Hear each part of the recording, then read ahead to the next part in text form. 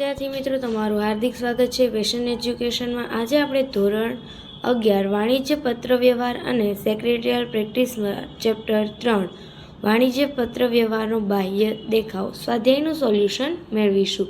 જો એ પહેલાં તમે મારી ચેનલમાં નવા હોય તો મારી ચેનલને જરૂરથી લાઇક, સબસ્ક્રાઈબ અને કોમેન્ટ કરી આપજો, જેથી આગળના વિડીયો સરળતાથી તમને મળતા રહે। અહીંયા પહેલો પ્રશ્ન છે વિકલ્પો। વાણિજ્ય પત્ર વ્યવહારને સામાન્ય રીતે પરબીડિયામાં મૂકતા પહેલાં વધુમાં વધુ કેટલી ઘડી કરવી જોઈએ?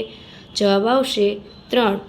વાણિજ્ય પત્રમાં કાગળ સામાન્ય રીતે કઈ સાઇઝનો હોવો જોઈએ? A4।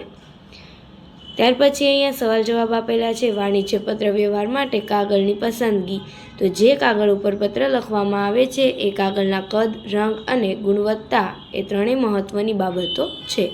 સામાન્ય રીતે આ કાગળ કદમાં A4 માપનો હોય છે। પ્રમાણસરનું માપ ધરાવતા આ કાગળમાં લખાણ વ્યવસ્થિત રીતે લખી શકાય છે।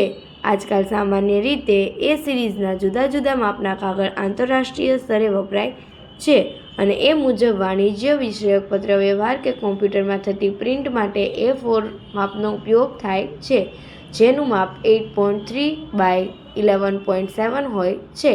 પત્ર માટે કાગળનો રંગ સામાન્ય રીતે સફેદ હોય છે। કેટલીક પેઢીઓ આછા રંગના કાગળોના પત્રનો પણ ઉપયોગ કરે છે। તો આ રીતે અહીંયા તમને સવાલના જવાબ આપેલા છે, જે તમારે જોવાના છે।